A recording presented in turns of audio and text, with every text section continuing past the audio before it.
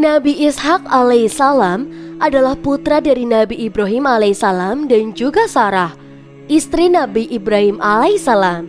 Ia lahir ketika kedua orang tuanya sudah tua setelah Allah Subhanahu wa taala memberikan kabar gembira bahwa mereka akan mempunyai seorang putra.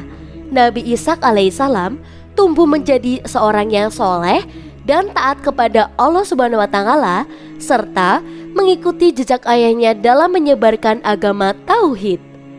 Salah satu kisah penting dalam kehidupan Nabi Ishak alaihissalam adalah ketika ayahnya Nabi Ibrahim alaihissalam menerima perintah dari Allah Subhanahu wa taala untuk menyembelih sebagai tanda kesetiaan dan penghormatan kepada Allah Subhanahu wa taala.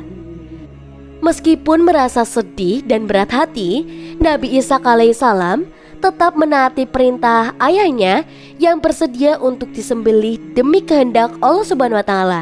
Namun, Allah Subhanahu wa taala kemudian menggantikannya dengan seekor domba yang akan disembelih sebagai ganti Nabi Ishak dan juga Nabi Ismail.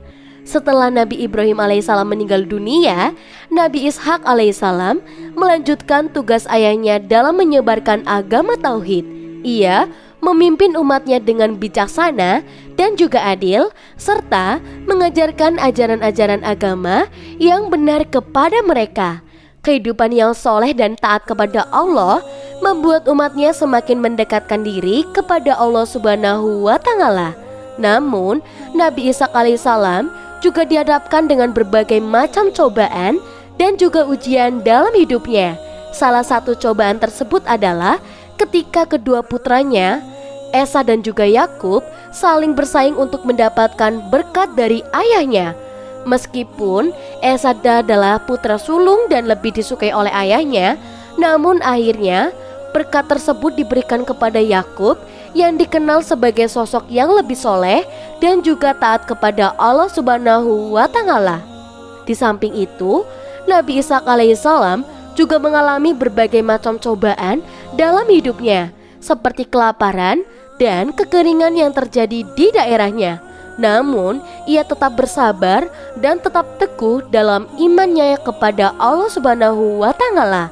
Allah Subhanahu wa taala kemudian memberikan karunia dan keberkahan kepada Nabi Ishak sehingga ia dan umatnya dapat keluar dari kesulitan tersebut.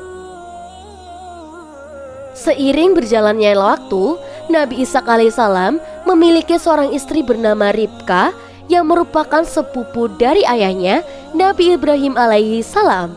Dari pernikahan tersebut, Nabi Ishak dikaruniai dua orang anak, yaitu Esa dan juga Yakub. Dan Esa adalah putra sulung Ishak dan Yakub adalah putra bungsunya. Namun, hubungan antara kedua putranya tidak selalu harmonis. Esa dikenal sebagai seorang pemburu yang gagah dan juga berani dan senang berada di luar rumah. Sedangkan Yakub adalah sosok yang lebih tenang dan suka berada di dalam rumah. Konflik antara kedua putra Nabi Ishak alaihissalam mencapai puncaknya ketika Yakub meminta agar Esa menjual hak kesulungannya sebagai putra sulung kepada Yakub. Esa yang menyetujui permintaan tersebut dengan imbalan sebuah mangkuk sup. Hal ini membuat Esa merasa tidak dihargai dan merencanakan untuk membunuh Yakub. Namun, Ribka memperingatkan Yakub dan memberikan saran agar ia melarikan diri untuk menghindari kemarahan Esa. Yakub akhirnya pergi ke Mesir dan hidup di sana selama beberapa tahun sebelum akhirnya kembali ke Kanaan untuk berdamai dengan saudaranya. Selama hidupnya, Nabi Ishak juga mendapatkan banyak ujian dan juga cobaan dari Allah Subhanahu wa taala. Namun, ia tetap sabar dan juga tawakal kepada Allah serta selalu berusaha untuk meningkatkan ibadah dan ketaatan kepada Allah Subhanahu wa taala. Kisah Nabi Ishak mengajarkan kepada kita pentingnya untuk tetap taat dan patuh kepada Allah Subhanahu wa taala serta untuk selalu berusaha meningkatkan ibadah dan juga takwa. Kita harus belajar untuk bersabar dan tawakal dalam menghadapi berbagai macam cobaan dan juga ujian dalam hidup, serta untuk selalu memohon ampun dan berdoa kepada Allah Subhanahu wa taala.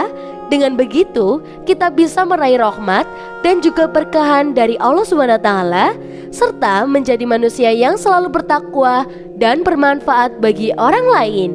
Nah, untuk teman-teman, jangan lupa subscribe channel YouTube Sahabat Rasulullah Official untuk dapatkan informasi menarik lainnya.